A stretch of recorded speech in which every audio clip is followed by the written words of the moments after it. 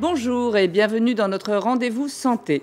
On passe à un tout autre sujet avec votre voisine de gauche, Madame Marie-Christine Franceschini, bienvenue. Vous êtes ce qu'on peut appeler une spécialiste du sourire, d'ailleurs ça se voit rien qu'en vous regardant. Merci d'être là. Aujourd'hui, on va parler d'un sujet qui existe en fait depuis assez longtemps, les facettes dentaires. Mais là, vous les faites, mais d'une autre manière. On va en parler autrement, car on n'est plus obligé d'abîmer la dent, de la tailler. On fait comment maintenant? C'est quoi la nouveauté dans les facettes? Eh bien, on ne taille plus les dents. Donc, ça ne l'abîme plus du tout.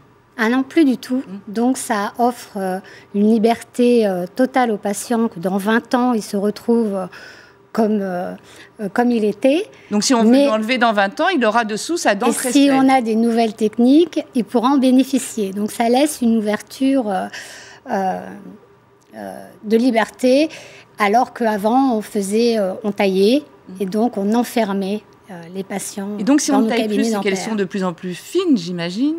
Ah oui, très très fines, très solides, complètement adaptées à l'émail, puisqu'on ne taille plus. On utilise des cols de l'aérospatiale. Une deuxième peau sur la dent, si je peux me permettre l'expression. C'est comme une deuxième peau sur la dent, mais plus jolie. Mes patients se rendent plus compte qu'ils ont quelque chose qui ne leur appartient pas. C'est à eux, c'est tellement fin, c'est aussi fin. Donc ça c'est du l'ordre de micromillimètres. Ça tient, ça dure dans le temps, ça a un effet naturel? Ah oui, c'est fait pour être naturel. Sinon, si ça fait faux, c'est plus naturel. Et ça prend du temps au cabinet? Non, c'est pas très long, c'est indolore, on n'a pas besoin d'anesthésie. Ah, ça c'est une bonne chose. Donc, aller chez le dentiste et que ce soit indolore. Vous savez, il y a 67% des gens en France qui trouvent que c'est important pour eux d'avoir un bon sourire, mais qui ne consultent pas parce qu'ils ont peur de la douleur. Donc c'est vraiment un phénomène très important. Donc, et quelles sont les principales indications? Je crois que nous avons des photos. Une dent cassée, par exemple, on peut mettre une facette. Tout à fait.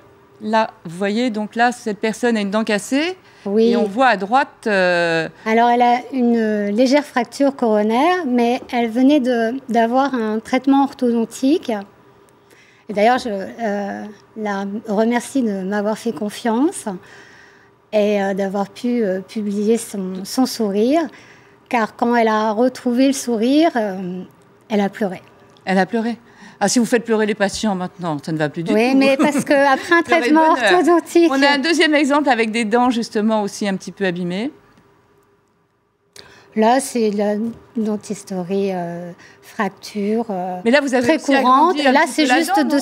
Elle est un petit peu plus grande aussi, la dent que vous avez posée, après la facette que vous avez posée. Alors, j'ai aligné la ligne du sourire, ce qu'on appelle la ligne du sourire et la ligne interincisive. C'est ce que les gens trouvent beau, en fait. C'est l'émotion qu'on a de la beauté. Vous avez rehaussé la gencive?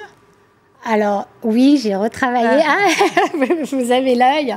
Oui, j'ai rehaussé la gencive au laser, donc sans anesthésie. Ensuite, une autre indication, ce sont les dents colorées, jaunes, abîmées par des médicaments, des tétracyclines, entre autres. Tout à fait, tout à fait. Malheureusement, la tétracycline a fait beaucoup de dégâts. Et l'antibiotique était utilisé. Voilà. Alors, les gens veulent avoir des dents blanches parce que c'est important pour leur confiance en eux. Alors, sans vouloir trop blanc pour faire faux, et tout dépend des cultures. Moi, j'essaie d'écouter au maximum le désir de mes patients et je fais des tests avant et la validation de leur émotion avant de coller. Pour que vous soyez d'accord sur le résultat final. Complètement, parce que c'est eux qui ont le dernier mot. Ensuite, on a encore, je crois que c'est une personne qui était atteinte de bruxisme, donc les dents se frottaient et elles étaient devenues beaucoup plus courtes et elles étaient un peu jaunies. Alors oui, il y avait toutes les indications. Il y avait dents cassées, arcade trop grande, donc des espaces sur l'arcade, oui, mais on peut pas problème de teinte. On peut pas toucher l'arcade, il faut d'abord un traitement orthodontique. Mais là, il y avait trop de place. Ah. Donc les orthodontistes font souvent appel à moi à partir du moment où il y a trop de place. Ouais. Donc vous arrivez aussi en deuxième ligne après un traitement. Après, l'alignement, c'est l'idéal. Donc voilà, et de dire le traitement orthodontique n'a pas offert une ligne incisive et une ligne du sourire satisfaisante pour le patient. Et moi, j'arrive avec mes facettes pelliculaires sur mesure ça colle comme du béton. Et combien d'épaisseur? Ça peut être... Alors, la facette, selon les volumes que l'on a à reconstituer, on peut aller de 0,1 à 0,3 selon, mais par rapport à la technique préfabriquée, là c'est la facette et c'est les teintes qu'on joue au laboratoire. Donc moi je remercie mon technicien parce que je ne pourrais rien faire sans lui et sans mes patients. Donc c'est vraiment une technique d'équipe, d'écoute, de communication pour du beau. On peut coller les facettes sur des dents déjà fausses? Oui, mais si et seulement si elles sont étanches.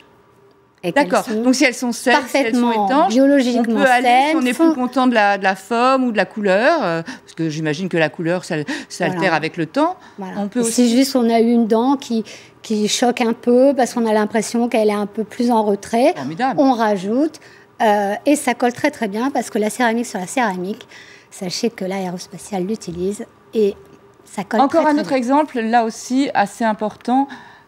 On voit une jeune femme, voilà. Alors là, le changement est énorme. Là, c'est un travail de combien de séances? Alors, pour la ligne du sourire, j'ai eu recours tout d'abord à un traitement esthétique démarre quand même avec l'éclaircissement. Pour que ce soit fin, il faut qu'on ait un support et une analyse, parce qu'on est d'abord omnipraticien et docteur, donc on analyse les fondations. Et en 4 séances, cette patiente a retrouvé ce sourire. Et d'ailleurs, on la voit après, elle a eu la gentillesse donc, de nous autoriser à diffuser son... Là, il y a une transformation totale. C'est plus du tout le... Ça agit aussi sur la personnalité, sur l'estime de soi, sur tout. Mais regardez, cette dame, elle avait le sourire en elle déjà, mais il lui manquait juste les dents. Et donc, on a mis 20 minutes pour faire la photo avant parce qu'elle n'osait pas du tout sourire. Et quel joli métier vous faites de redonner le sourire. Et puis, chaque sourire est unique. Et donc, c'est pour ça que vous faites aussi du sur-mesure. Merci beaucoup, docteur Jacques Lucas. Merci beaucoup, docteur Chrétien Franceschini. Merci à vous de nous avoir suivis. Restez avec nous. L'info continue sur LCI.